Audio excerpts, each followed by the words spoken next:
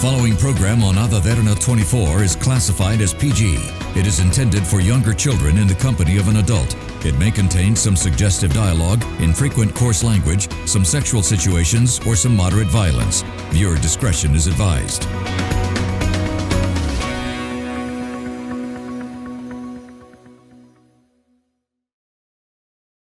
The following program contains opinions of the participants and does not reflect the views and beliefs of the Derana Media Network. The network believes in a safe space for all ideas to be expressed without any censorship and on its duty to create such a platform for free speech. Viewer discretion is strictly advised.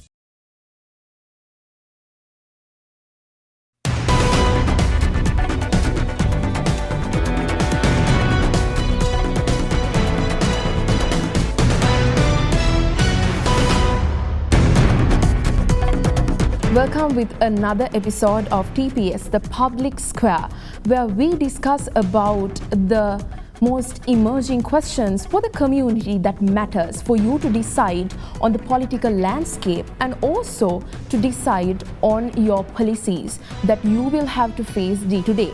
So today we have two amazing individuals who will be joining with us in terms of discussing something that's very close and crucial to the heart and soul of an individual as a democratic nation.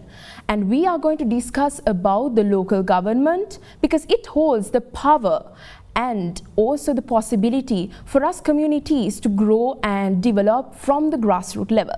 So we do have two gentlemen representing the local government, and it is Mr. Vinshada Yasasmini Pathiraja from the United National Party.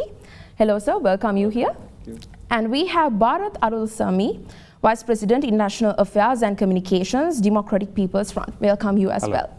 So pleasure to have you here, gentlemen. And yes, as I said, we will be discussing about the local government in Sri Lanka, the proceedings, the happenings that are going on in Sri Lanka currently politically, and also the recent, I would say, the incidents, how it matters to your parties, your presentations as well. So to start off with, I wanted to actually ask, in terms of the representatives, being the representatives at the government, local government level.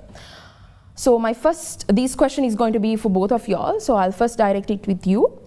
Now, being a representative at the local government level, how do you weave at the current political landscape in Sri Lanka, and what impact do you believe it has in your ability to serve better your community? Well, thank you for having me for this program, and it's crucial times. And in view of local government elections, we do have a comment to make, like, whether these local government elections and the representation who are selected in the grassroots level are going to cater the needs of the people. That is the fundamental question we all should think about. So the same government who proposed for a change this present system of electing the members, along with my party leader Mano Ganeshan, the present president, when he was the MP, opposition MP then, so he said this system of selecting people a little bit compromised, and it increases the government expenditure to elect almost more than 8,000 representatives. So, but unfortunately now the present government wanted to have this election with the directive of the courts. And after the nomination also, we saw this large number of nominations got rejected, and there is a legal suit going on. So I think even today, last week the Supreme Court dismissed under the technical terms, the Court of Appeal had the jurisdiction. Right. And people are still in an ambiguous situation on how these outcomes of these cases will come. And also, on the other hand, Election Commission has announced that they have taken all the necessary action to have this election on the date. Yeah. Now, we don't want to delay this election also, because it will create more expenditure on the government, and also it will create more tension between the voters and the candidates. So I wish and I strongly believe this election will pave way for new people with new vision to come into active politics. So even our party, with the alliance of SGB Alliance and in our Tamil Progressive Alliance and also in Democratic People's Party, as a representing the opposition of the country, we have introduced many youngsters and also experienced political people who wanted to bring a grassroots level change, and also we have given more options or freedom to women and youths to get into politics, because it's on statute itself we have that avenue for that. But and also we would like to see the voters turn out, and also people should vote this time. So, that is a very important That's thing. very crucial. Because we were evidentially witnessing a drastic change in the president election polling and the general election polling. There is a school of thought who are arguing that the polling may come down. It's a democratic for the right. local government. Yes. So the democratic right of each individual citizen to participate in this election, like just neglecting it's a local government election. So my views are on participation and also the deliverance.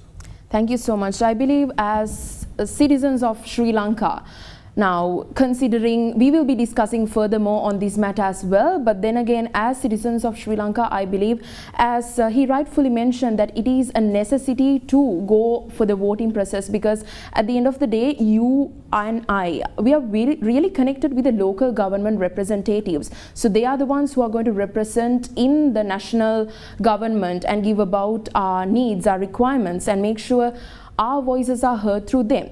So the same question is directed to you actually. Now, in your aspect, from your party's end as well, with the current situation in Sri Lanka, with the political changes and everything, now, how is it for you, and has it done any good for you, and how is it with your ability to serve for the community? And thank you, first of all, thank you. So let's get into the question. When you look at the political landscape right now, it's a little confused, I would say, but again, it's a very win-win situation for the government. We representing opposition as a coalition of the opposition. Let's say, let's take out take in all the parties in the opposition. I think it's very crucial for us to compete in this election. But again, it's a good opportunity for the second layer to come up in the opposition, I would say. In the coming elections, the local elections, and then even the if you look at the next 5 years, I would say, we actually can hope to see new faces are coming into the elections, and we can see new faces are grooming up to the next levels.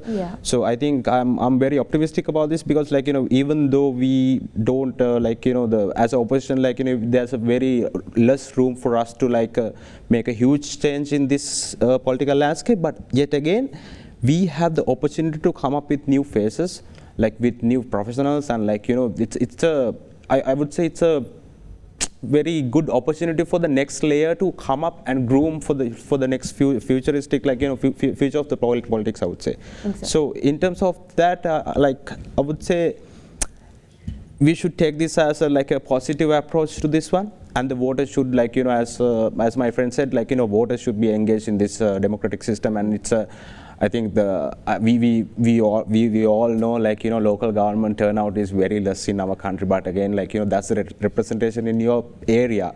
That's where you narrow it down to your area, that representation should be taken into the consideration. So the voters' involvement in the local government election very less back in all our years, but I think this time we should get into the polling station. Especially the losing party won't vote for the next election. That's the normal voters' mentality in Sri Lanka. But again, I think this time the losing party should go to the polling station. I think that's where we should encourage the voter to go to the polling station, vote for your right. It's your sound. That's your voice to the democracy, right? So the vote is your voice to the democracy. So you as a opposition, we all have to make sure the voter is going to the polling station, and we also should have we actually have as a party, like the UNP, we have a set of new faces.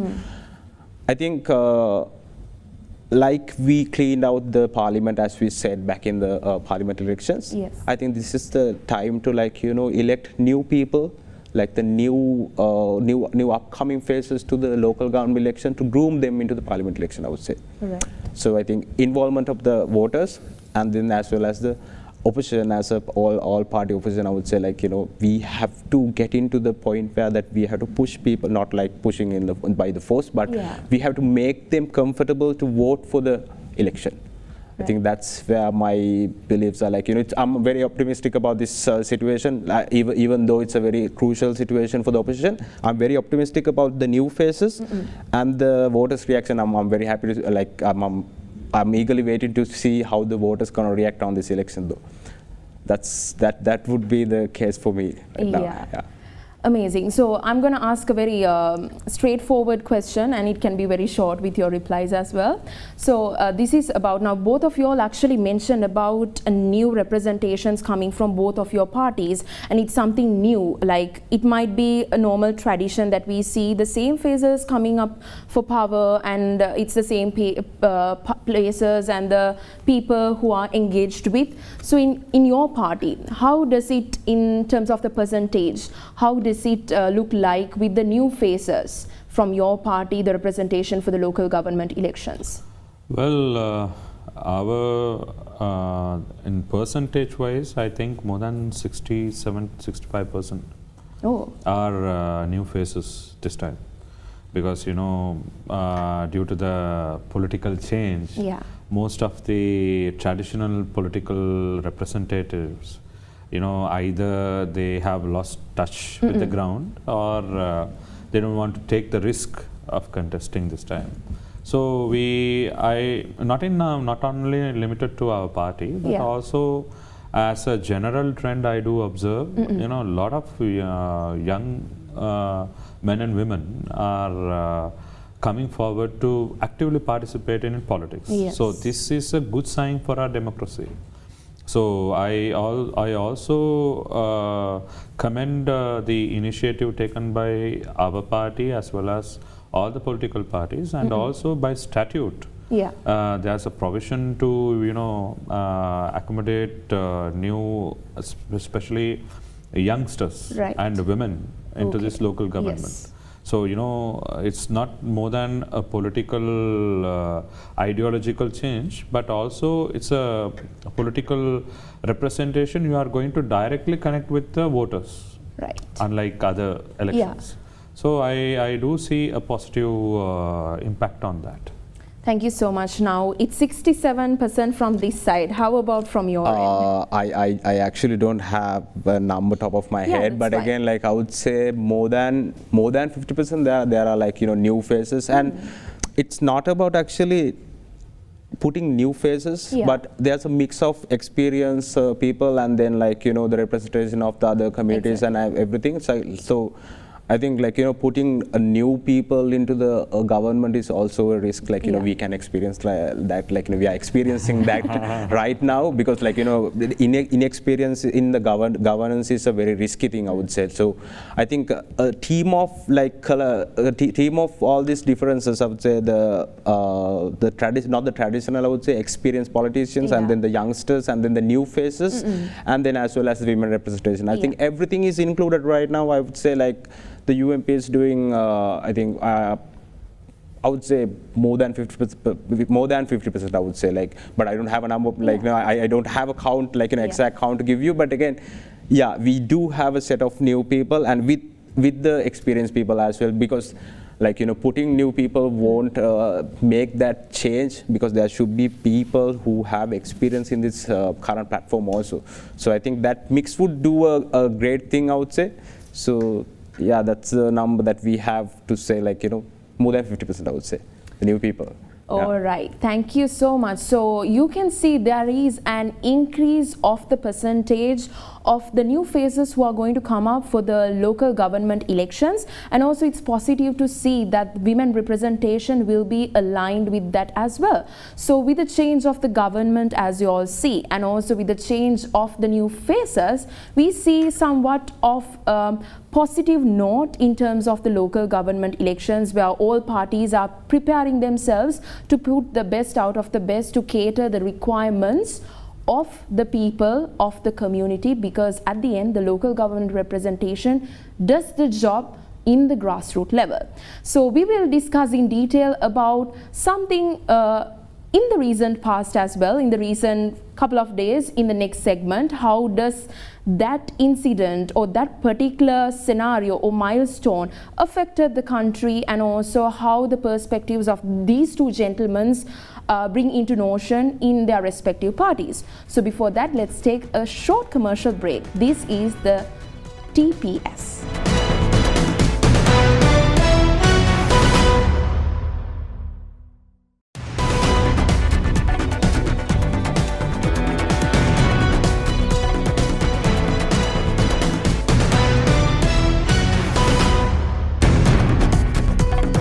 We are back with the discussion on the local government, the politics, and how it affects Sri Lankan communities, because at the end it's the grassroots level of management democracy in Sri Lanka. So we have two individuals representing two dynamic parties, and now what we are going to discuss furthermore is about the recent visit of Prime Minister Modi from India. So I believe they do have a perspective on their own to build upon this conversation as well. So let me direct first the question to you. Now, Prime Minister Modi's recent visit to Sri Lanka highlighted regional cooperation and economic cooperation, as well, as we all are aware of. So from your party's perspective, how does such high-level diplomatic engagement affect the country, and how good it is, and how do you see it from your party's point of view? We actually vouch for this thing, like, you know, it's a government who ran on anti-Indian campaign, like, you know, actually I think that's the destiny of the government representation, because I think back in 1971, on the April 5th, that's when, like, you know, they have retaliated their, like, you know, anti-Indian campaign against the government. So I think that's how the fate hits them back with on the 54th anniversary of their, like, you know, the 71st the retaliation. Yes. So the Prime Minister Modi have came, like, you know, landed here and did a state visit on like in Sri Lanka. I think that's merely like I would say that's like, you know, politically I would say that's a slap on the face, I would say. And like we don't have nothing against the Indian incorporation with the Sri Lanka, because what we believe is we have to engage in regional countries to, like, you know, thrive in the nation, because we as a country, we are a very small nation. Our population is 20 million, right? And, like, you know, if we are gonna cut ties with our neighbors, I don't think that's how we gonna, like, you know, survive in the economic aspects, because and economically I think the India and not only India, I would say the China, India, and everything, like, you know, we've been dealing with all these countries, right? Like we can't cut ties with countries and stand alone as a one country, because our population and the, like, you know, the resources of our country is very limited. So we have to, like, you know, move on with all these countries to, like, you know, to gain that prosperity that we are expecting to gain. So, like, I think many of the decisions that are being taken into the consideration with this government is very optimistic. Like, you know, even the Setu Samudram trail and, like, you know, connecting Sri Lanka to the India on the land, and, like, you know, that was a I think back in 2017 we talked about this, like, you know, going to the Europe by a car and coming back home.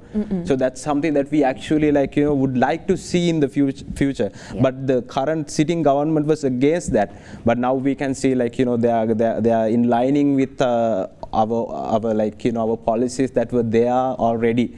So I think the people should understand that all these sugar-coated fabricated lies that ran through a campaign have been like it's been dumped, right? Like that campaign, that anti-Indian campaign, then everything is merely a campaign. It's not actual thing. It's not something that actually you can't even practice that, because again, I'm telling that we can't stand alone as a one economy. We have to. It's a must that we have to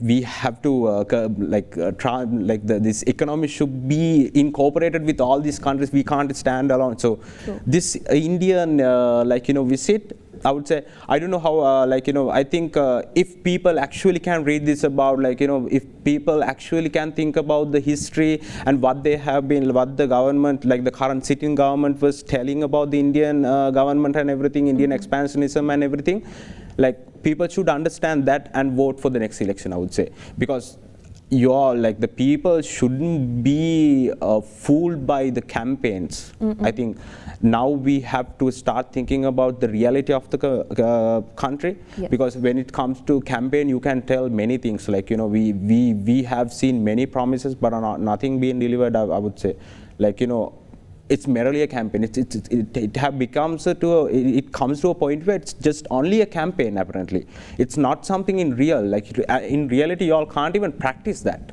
So that's what actually the Modi's visit's gonna show it to the world. That's the show out there. I think I think Modi's visit to the Anuradhapura, and then to all these religious places and everything. I think that's a well-connected that's a very positive thing for us. Even the energy, the connecting Sri Lanka and India grid, that's something that I vouch for actually. I actually, because with the current trends and developments, the energy generation in our country is something that we actually, that's a plus point for us actually. So I think rather than kicking out this investment, we should let them come in, especially this the Adani project.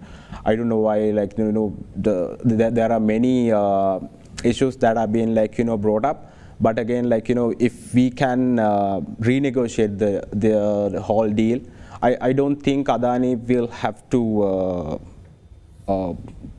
kick back the price. But again, that whole project was miscommunicated to the public, because the initial project was 484 megawatts and then 200 kilowatts and the 220 kilowatts and the 400 kilowatts of transmission line. So that transmission line was not taken into the consideration by any of these individuals who will stand against the Adani's project. That's why the price is at 0.826. So the price of the unit have been increased because the 750 was the 750 or 760 or something was the initial investment for only for the plant. The transmission line was it's going to cost about another 500 billion.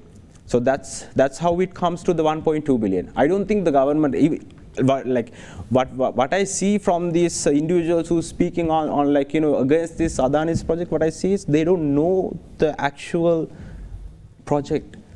That's what happened in that's what even on the parliament. I've seen the president himself is telling it's not about it's not going to close about 1 billion. No, it's 1.2 billion actually. So the transmission line is going to add up a value to our main grid. So I think we are kicking those out. I think those connections, connecting these grids, we actually can sell electricity to India, because our possibility on generating electricity in wind, only on wind, it's 92.5 gigawatts, and the project was only for about 484. So I think the connection between these the energy industry should we should take a part, we should be a part, we should play a major role, I would say. So the connecting with India and everything, I would say we are very happy. We are very happy that this is something that we expected, that this is something that we proposed, and it's good that anti-Indians are agreeing to this point right now. All right, thank you so much. There was a lot of factual data backed up with that comment as well. So similar to this as well, but I want to touch on the minority communities as well, and how from your perspective this cooperation actually might have or might will affect the minority communities. And obviously you all have good relationships, and also there's continuous support coming on from India to the Tamil community as well. So what's your take on this visit of Prime Minister Modi? Well, the recent visit of Prime Minister Modi is a significant message to the world that international community should focus more on Sri Lanka. Yeah. And also their bilateral cooperation is very vital at this stage to recover from our crippling economy. So those two are important elements. When it comes to minorities, I would say now even the delegation representing the Northeast minority parties, especially from Tamil Nadu Sukatchi and the other coalition parties, they met Prime Minister Modi, and also a representation, a delegation representing the upcountry Tamils, Indian origin Tamils, led by the delegation led by my party leader Mano Ganeshan. They also met Prime Minister Modi. So our message was very clear. Whatever the political aspect, we have to resolve internally. You know, it is not, we shouldn't burden any country per se to resolve our own issues. So, you know, historically we made some blunders, you know, to solve problems with, you know, external sources. And now it is a good opportunity for us to talk to the government, and by reforms and also by understanding, we can resolve our matters internally. But on the positive side, when it comes to especially on upcountry community, the Indian government already they have approved, they have built and completed 4,000 housing units for plantation community in Sri Lanka. And also they had extended support for 10,000 housing, and we have commenced 1,300 housing in that, and the balance will be also, I think, with this present government, they will focus more on completing that houses. And apart from that, we got approval for in the previous government for 60 smart classroom complexes. So that is not just giving a board, but also giving a technology and proper training and software for most deserving plantation sector schools. So this will be a important milestone for the plantation education, especially for plantation sector, you know, to uplift their education facilities. So when it comes to economic upliftment, yes, we do see a large number of investments and corporations coming from India to northern part of the island, and eastern development, they are allocating enormous amount of financial assistance.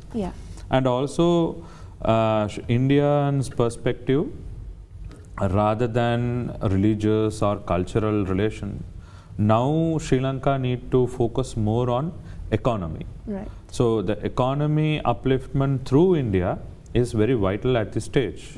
You know, we are talking about 4 trillion economy, and also India is becoming the third largest influential state in the world.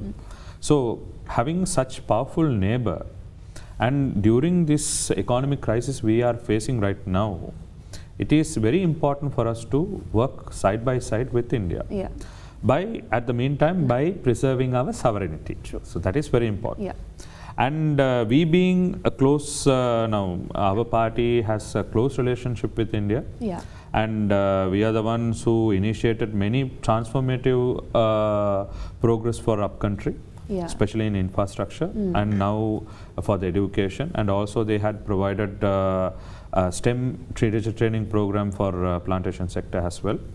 Our only vision is to, you know, integrate the plantation sector community fully into the Sri Lankan society. That means the national mainstream. Yes. As I emphasize in many arenas, that is, our post-independence, we have went through a lot of discrimination, social injustice, by losing our franchise, going through a lot of injustice, and also by infringing on our rights. Yeah. So our development was crippled in many ways. So what we are seeking right now from the government is an economic liberation or economic independence. Right. This is not being depending on the government, depending on any donations. We, the people, should have the capacity to build their economy in a way in such they should contribute to the Sri Lankan economy. Yeah. So in that way we are looking at Indian support to the government. We should also refer the support they rendered, especially in the digital transformation, and also their cooperation in solar energy, especially the energy sector. So this will be a very important sector and milestone for the government also to work hand in hand for the government for the global stage where now we have facing tariff from US, Yeah. and also an uncertainty. Now I saw one minister was focusing on if we lose tariff in American tariff, we will go to GSP. Yeah. So those are like I say some immature statements to be made by a responsible minister. We can't lose the American market at the moment. I think more than let's forget about the economy. Directly and indirectly, 600 lives are on stake. So Yeah. 600,000 lives are on stake. Yes. So we have to focus more on that, how we can have bilateral relations.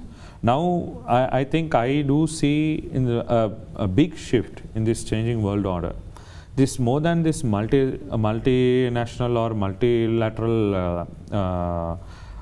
agreements. Yeah. The countries are focusing more on bilateral agreements. So this will open floor for us to boost our economy in international trade. Yeah. So on the minority perspective, we got very positive understanding on Indians' involvement, especially the Indian government involvement in our social upliftment. Yeah. And also on a macro picture, when country booms, all the society booms. Now it is the ball is in the court of the government to fast track this and see an end to these agreements, rather keeping it for ages and dragging it, Yeah. especially when it comes to energy and especially renewable energy. Now the world is going towards the renewable energy, and I always advocate that Sri Lanka should have a non-alignment foreign policy. Yeah. We are not, see, in international relations, there is no emotions, Yeah. all interests. Yes. So we should see a developing nation in by contracting or building the relationship with powerful countries, how we can gain, rather giving off our part of our operations or land space to that countries, how we can empower the Sri Lankan citizen. And very importantly, the Sri Lanka needs very big sound foreign direct investments. So I don't see any foreign direct investment have come in. Thanks to President Wickremesinghe, the American company who invested in Shell, Yeah. they recently started their operation in Sri Lanka. Apart from that, we don't see any FDIs coming in. But unfortunately, with the tension between the Adani investment, it's not about figures. Yeah. It's not about Adani investment, or it's about India. Yeah. So any global, internationally reputed company Yeah. is withdrawing themselves from a country, sends a negative message on our country that this country is not suitable yet. And already our ratings from financial international lenders and monetary organizations, we are still in low position. Yeah. So we need to have Indian investment who are ready to come in to at least to show that Sri Lanka is a capable market for investors. Right. So this we should use very wisely. So I think Prime Minister's visit and the reception given by the so-called anti-ideological government is very positive for us to, I strongly believe the present government, they have realized the reality. Rather they were on ideological myth. Now they have come to the reality. So on that. So with that, let's move on to the next segment. Yes, that was actually a very power-packed conversation with the Prime Minister's visit, Prime Minister Modi's visit to Sri Lanka, because it might feel like the local governments don't get affected by it, but then again these two perspectives brought into play and brought in a straightforward answer how it is actually positive and how we can get benefited as citizens of Sri Lanka with the upcoming projects and the development. So let's take a short commercial break and we will discuss more about the local government upcoming elections and more insights for it.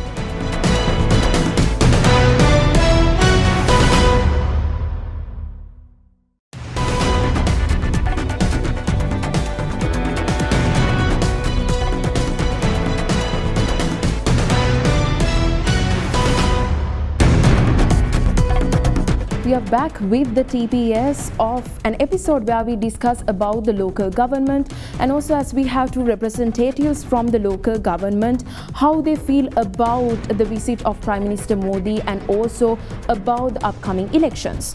So as we approach the last segment of this program, I want to ask from you all a final closing remark that we could go ahead with for the viewers to take through as a take-home message in terms of today's discussion about the local government elections and also about the upcoming situation in terms of you all feel that the voters count might decrease and what the spectators should think through this discussion. So let me first go with you.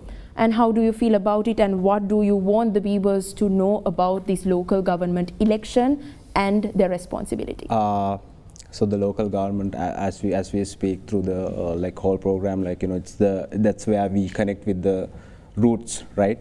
So I want all the voters to come into the polling station and vote for whatever their party, because I can't force them to vote for the opposition or the government, but whatever you believe, vote for it, go for it, that's where you raise your voice on your democracy. So please raise your voice for your democracy. And that's something that I have to tell all the voters, all the registered voters in the country. I think the turnout, it should be at a positive rate. I hope, we know that it can't be at 100%, but at least close to about 80%. Please go to the polling station and vote for whatever you believe.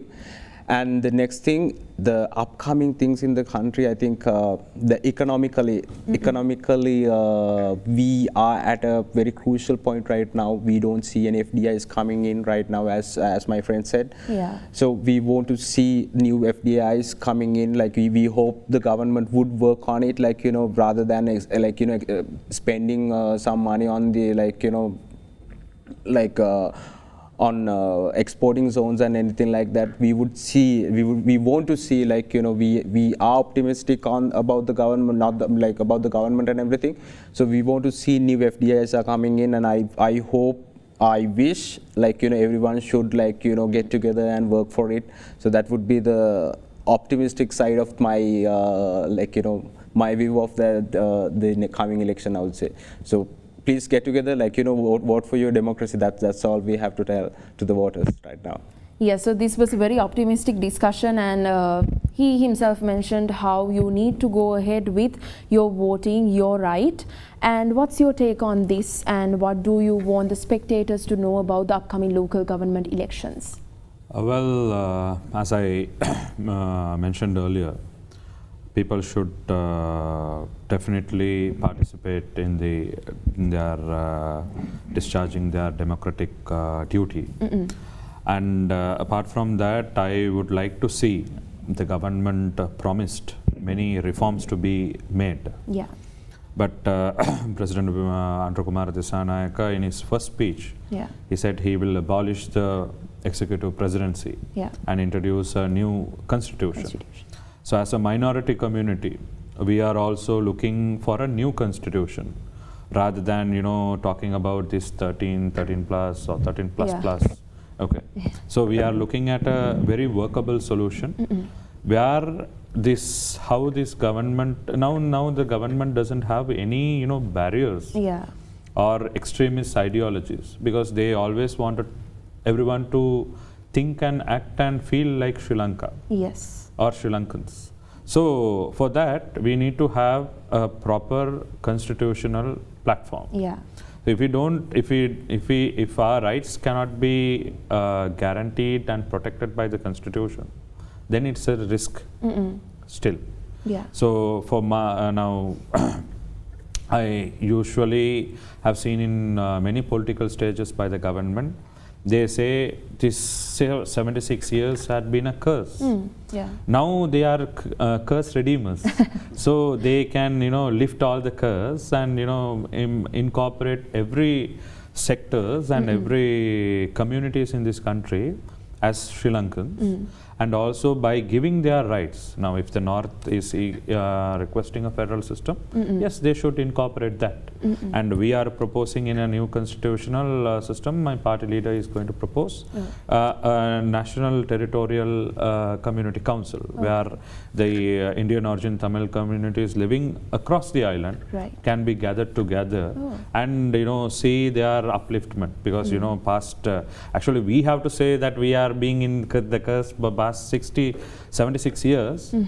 Due to the system, we have been oppressed by many ways in our, as I told you, in our economic independence. So to ensure our economic independence, yes, we have to back by the political changes and reforms.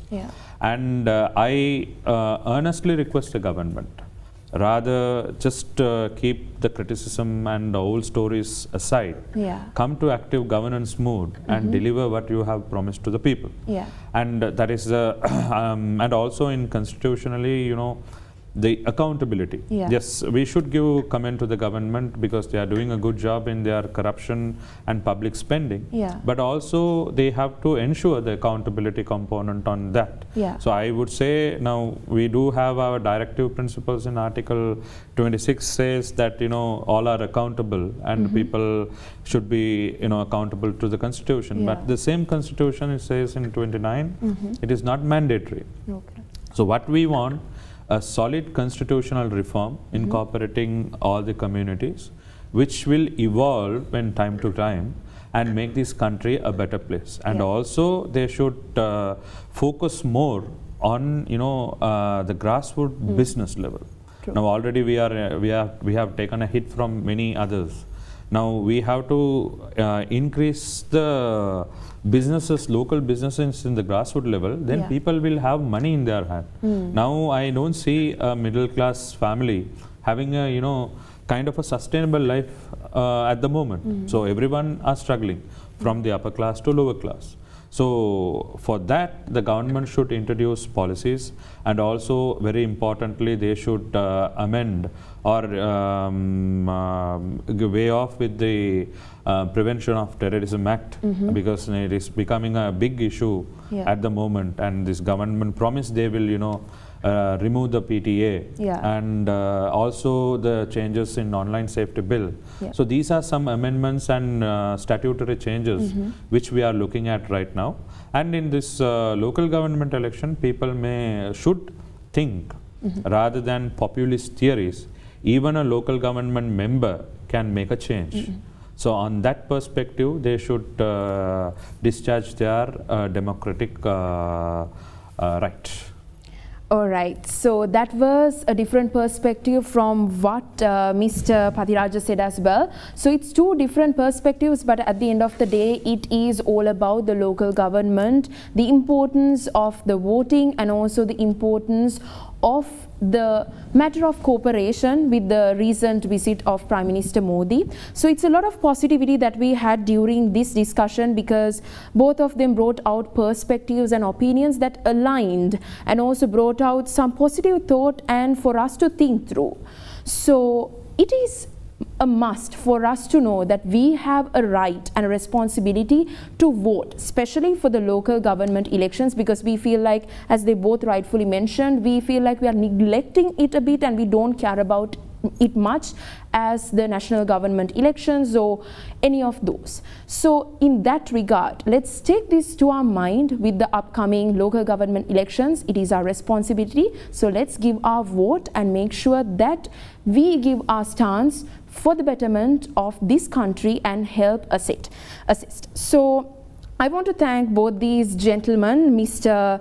Vinshada Pathiraja from the United National Party, and also President of International Affairs and Vice President, International Affairs and Communications, Democratic People's Front, Mr. Barath Arullsamy. Thank you so much for joining us today at the TPS. It was a wonderful discussion and so much of insight and information backed up, and also a call to action for all our viewers and spectators. So we will join with you another episode that caters the requirement of the burning struggles of the community and the ongoing discussions in terms of politics. So moving on and seeing you next time. This is TPS, and see you all with a new episode. I had a dream, we were sipping whiskey neat, highest floor of the Bowery, and